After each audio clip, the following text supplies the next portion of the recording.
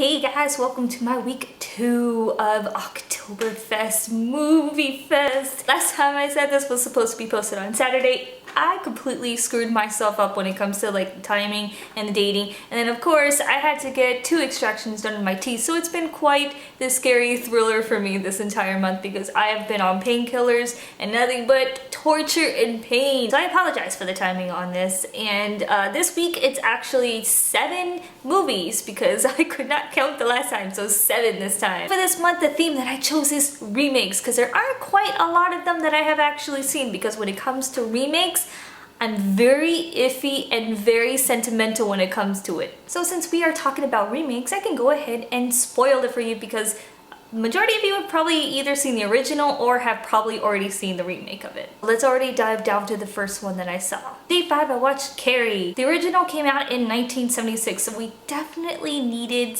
quite of a remake since the 70s was a long time ago. And then we have the new one that was remade in 2013. Carrie is a troublesome girl who's being picked on in her high school years by pretty much everyone in the school. Her life is very sheltered by her psychotic mom, who's very religious and crazy in all sorts of ways, so she pretty much secludes Carrie from everything in her life. She learns at the beginning of the movie about her womanhood and she freaks out, and everybody goes ahead and picks on her about it, which causes her to get picked on even more. And then throughout the film, one of them really realizes that she shouldn't have probably picked on her and felt bad for her. Then towards the end of the film, it's prom night, and of course the girl that felt bad decided why doesn't she let her boyfriend go ahead and ask Carrie out to the prom, because it's probably the right thing to do. During all of this as well, Carrie is learning that she has telekinesis powers and is trying to control it. And then towards the movie, she goes to prom, has a lovely time, but then ends up getting tricked, and a pot of yucky, disgusting pig's blood pours all over her. Her telekinesis powers goes mentally out of control, and she starts killing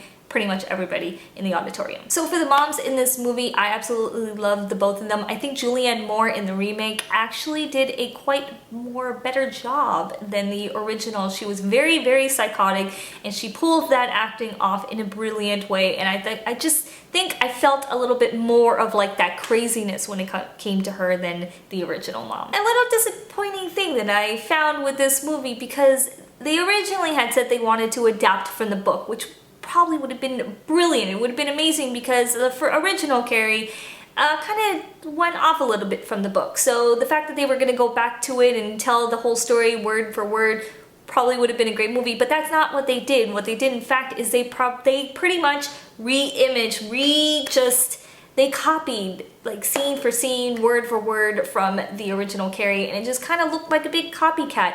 Yes, they had little scenes here and there that differentiated from the two of them. They put their own little twist, but when you play it back to back, it's kind of like just the same thing. One thing that I read that quite amused me from a lot of people in the message boards was the fact that Carrie did not know how to computer. How did Carrie not know how to use a freaking computer? I'll tell you, back in 2005 and 2006, in my college years, we had to take a class on basic computing. Pretty much how to learn how to use a computer. And here I was already, I was pro. I had my laptop and gaming, and I knew pretty much how to do anything on a computer, and here they were teaching us. And there were students there who did not know how to even turn on a computer. So the fact that Carrie didn't know how to use it, she knew how to use a computer, didn't know how to use it properly, didn't surprise me at all. Because in college, seeing these kids that did not know how to even turn it on, yeah, it kind of made sense to me. Also, I think with that scene in the library and the computer with Freddy, it was kind of odd that they made it very dramatic how he entered and presented himself to Carrie, and just by showing her how to enlarge like the YouTube play video thing. But the way that they introduced him and then drew him back, that was the only time that we saw Freddy. That was it, but they made it in a very dramatic way, which comes to tell me is that the director is probably telling us that they are going to introduce Freddy in a sequel, probably in a handy cam way, because Freddy was known to have the handy cam, and that's probably what they're going to do. This is just my hypothesis. I'm just thinking that's what's going to happen, because if they don't go that route, then it's kind of confusing with that whole scene and why they even bothered with Freddy in the first place. Overall, I wasn't too disappointed with Carrie. I think both actresses were very well done. I think they should have probably did it more traditionally to the book, whereas they just did a little mimic copy. So for that, I gave the movie a 3. For day 6, I went ahead and watched Let Me In. The original movie was made in 2008 and the remake was done in 2010. Brief description of what the movie is about. A little girl comes into the town and moves in next door to a little boy. Little boy befriends her and notices some few little differences about her. He doesn't know off the bat that she's a vampire. He just knows that she's a odd little girl that he's kind of attracted to. And the story is pretty much how to tell a friendship between a young boy and a young girl. Lots of little storylines happen about the boy and how he's being bullied and how he's progressing from that. She deals with being a vampire and how she controls everything, and we watch them grow together, how they deal with incidents that happen together. The original Ellie, remake Abby, they both come back to save the boy because the bullies were to the point of trying to kill him, and their friendship bonded even better. But because of the fact of the killing, they ran away on a train, and that's pretty much where the story ends. I understand the point of why they went ahead and did a remake, because they weren't that too spread far apart, but the original movie was in a entire different language, so you had subtitles the entire time. I understand the attention span from a lot of people who just cannot sit there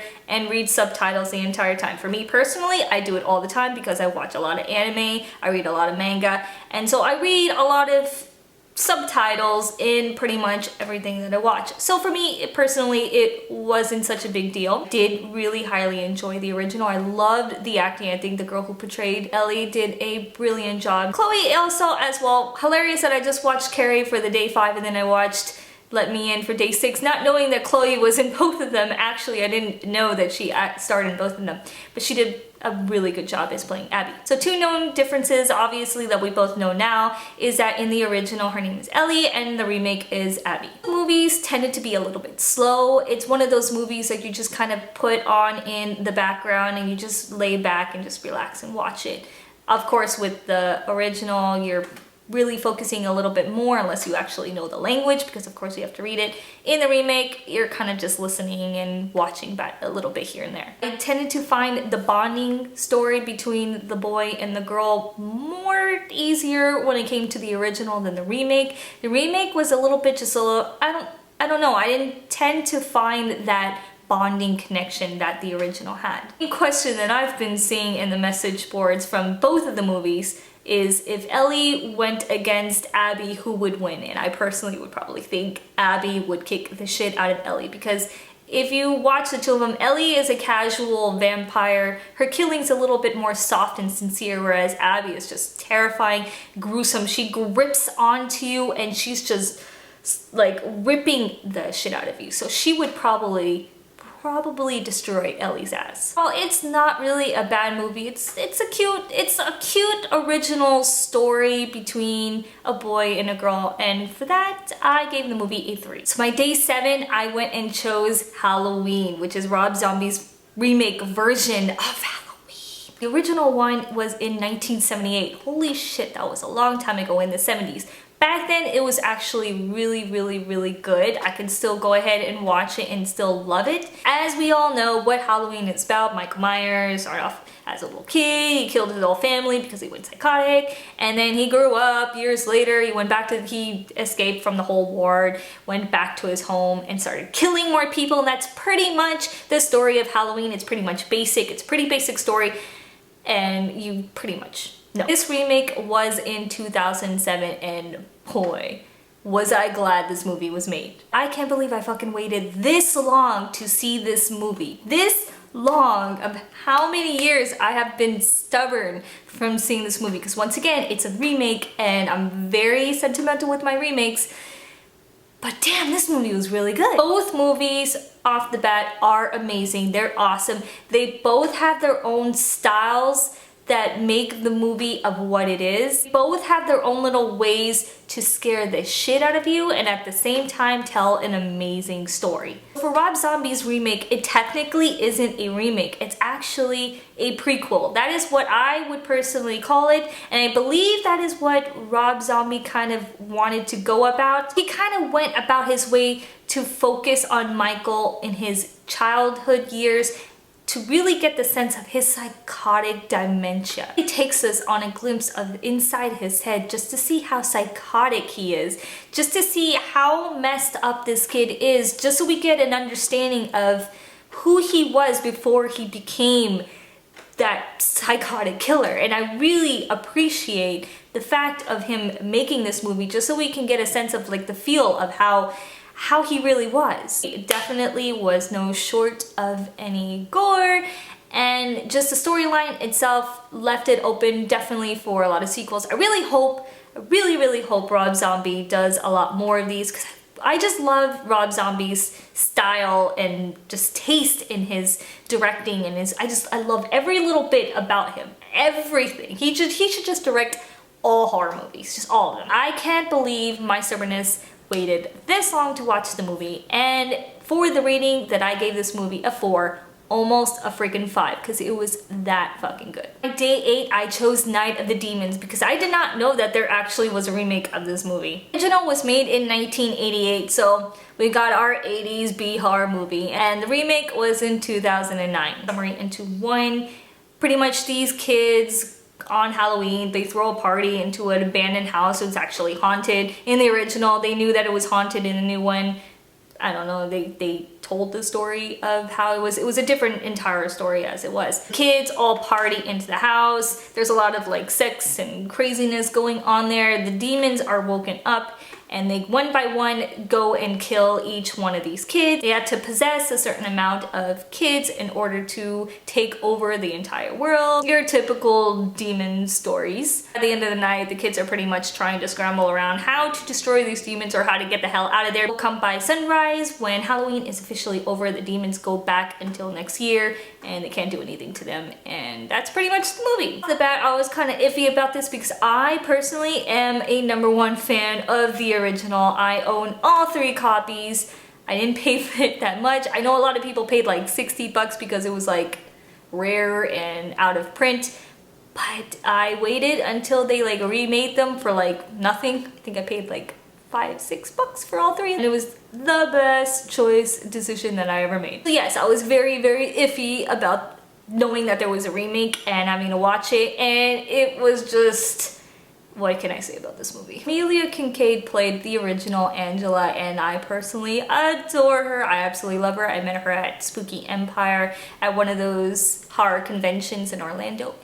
Love her. So when I saw the person who played the remake, she wasn't too bad. Shannon wasn't too bad, but I don't know. I feel like when it came to like the storyline, they didn't explain Angela's background in the remake very well. It was kind of like the stories were chopped up into pieces and spread out throughout the entire movie, and it just kind of seemed a little bit like they were just trying to fill in spots here and there just to make a movie. Like the storyline didn't really make too much of any sense. Original, they summoned the demons, but they knew what they were getting themselves into, whereas in the remake it was like, I don't know, the story just kind of seemed a little left open. You kind of don't get the history of Angela. You get kind of like what happened, but you don't really get the background history of the demons.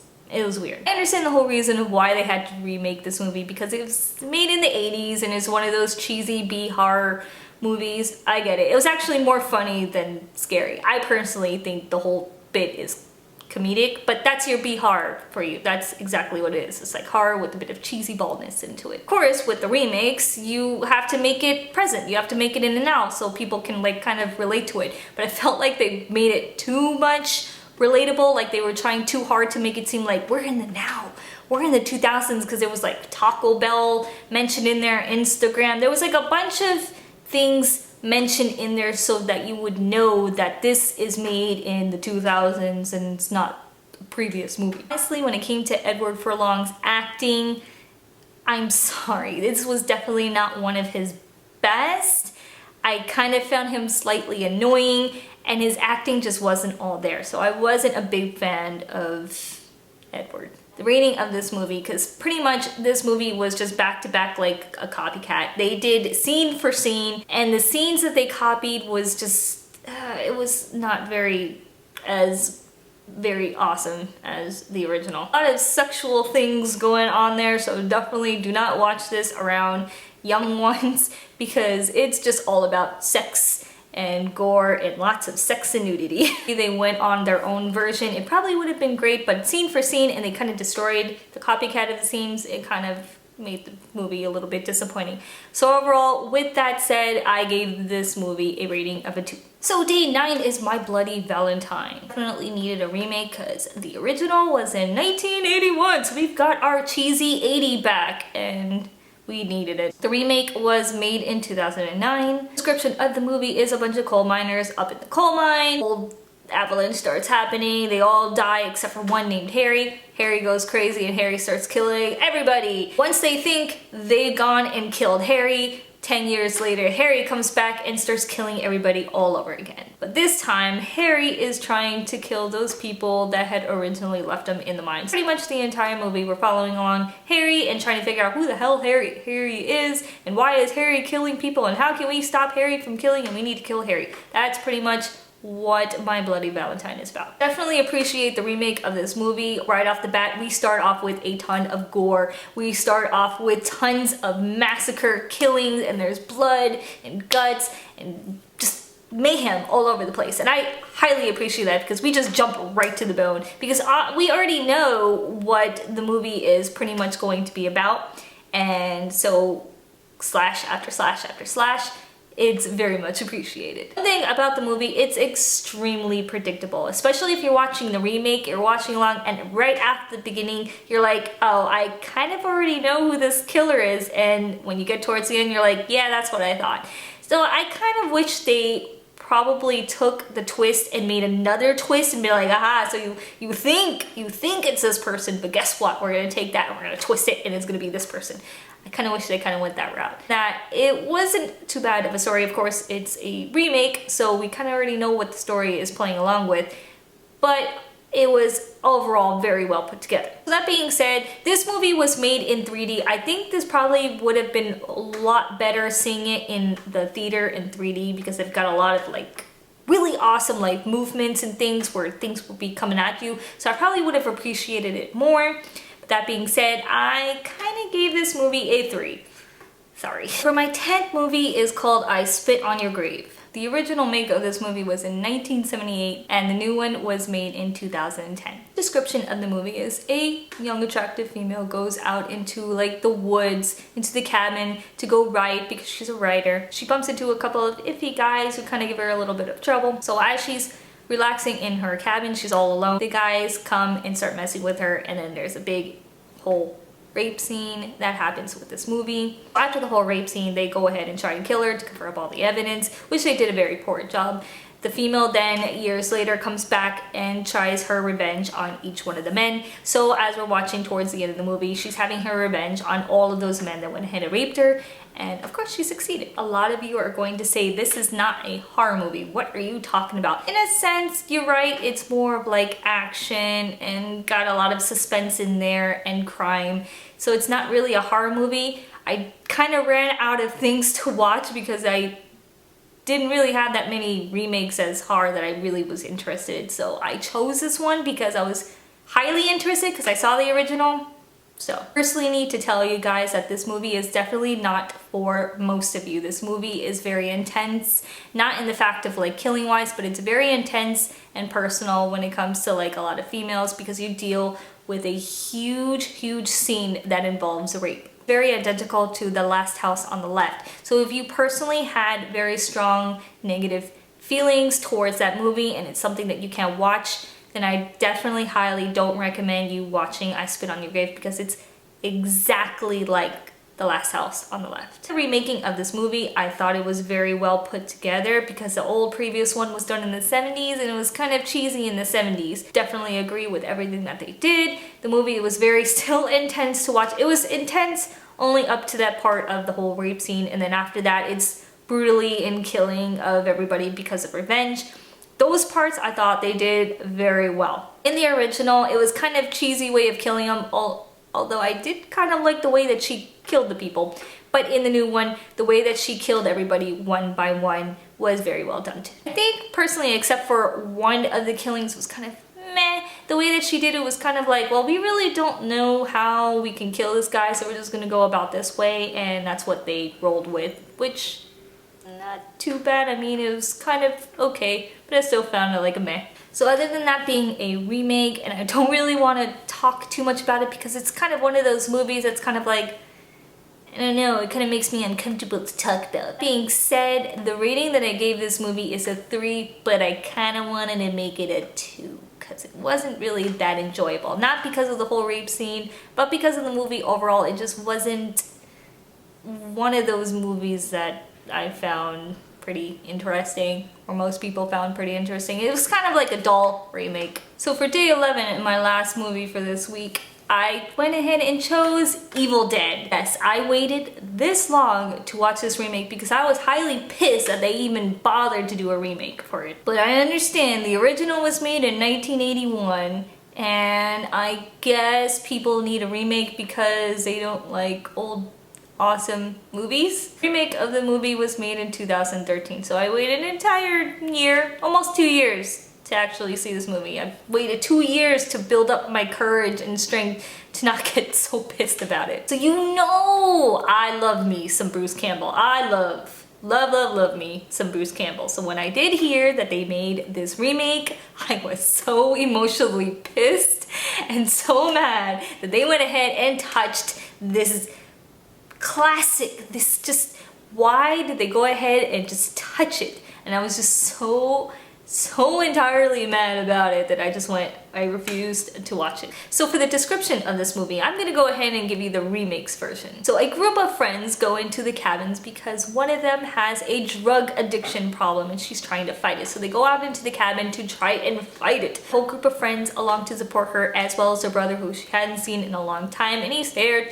to help support her fighting. So things automatically start happening. They notice some strange things down in the basement. Some cats are hanging and it's disgusting, and they notice like a couple of things. They bring it up. What does one of the foolish kids do? They go ahead and they read from the book. After all, the book is telling them, do not read this, do not read this. He goes in and he does it. So evil forms out and possesses the girl, and she comes back to try and kill every single one of them because they need a certain amount of people in order for the demon to come alive. And so one by one, each of them are getting murdered and slaughtered, and everyone is dying left and right. The brother saves his sister, he dies, but she lives. But the possession is still not over. The demon is still resurrecting and trying to kill her. At the end, she kills the demon, and that's pretty much the movie. For the remake, which actually wasn't as bad as I thought the storyline was very well put together because when it came to Mia's rehab story, it just made sense. It made sense that she was there on a mission to defeat the whole addiction problem, and the fact that we all know what happens to people who are coming off of drugs and trying to rehabilitate themselves, they tend to go crazy. So the whole story made sense with them not believing her about what's happening out of the woods and what happened to her, and they need to get out there. They think that it's her whole addiction. So that all made sense to me. That all like made the whole storyline be very plausible. Personally, love the little touches that the director threw in there, little touches for a homage to the original. If you guys saw, there was like a Michigan shirt and the necklace and the chainsaw, which I was pretty much excited when I saw the chainsaw because I was like, aw, that's a cute little homage to the original. And I was like, that's very sweet, endearing. So I highly enjoyed that. I personally, for once, want to say that I'm kind of glad that there was no Ash in the remake because I think if I saw Ash in there, I would have lost it. I probably would have flipped the table. For them not having an Ash, because you can't have Ash without Bruce. There's no Bruce without Ash. So the fact that they didn't throw that in there, I highly appreciated it. Overall, the movie wasn't bad. It was actually really good, really gory, very suspenseful, very entertaining.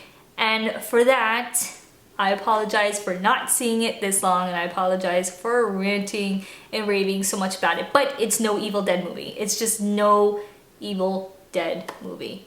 I really believe that a lot of you should definitely watch the original. Yes, it may be cheesy, but it's Bruce Campbell and it's Evil Dead. So that being said, I went ahead and gave this movie a 4 because it was that pretty damn good. So that is my week 2 for my Octoberfest movie fest of this month. I'm sorry that there's so many in this video. Next week is probably going to be the same. It's been very, very frustrating because I'm on so many pills and antibiotics and painkillers for my teeth with my extractions happening, and it's just been crowns and fillings and extractions, and I'm probably not done with the torment. So, and not being able to eat on a liquid diet, which is not approving with me right now. My stomach is not happy. So I apologize for this long, and thanks for watching. I really appreciate it, and I will look forward to seeing you guys next week for my review. Hopefully I'm not like in another teeth surgery or something, because I can't take more of it. But I will look forward to seeing you guys next week, and have a great one. Bye!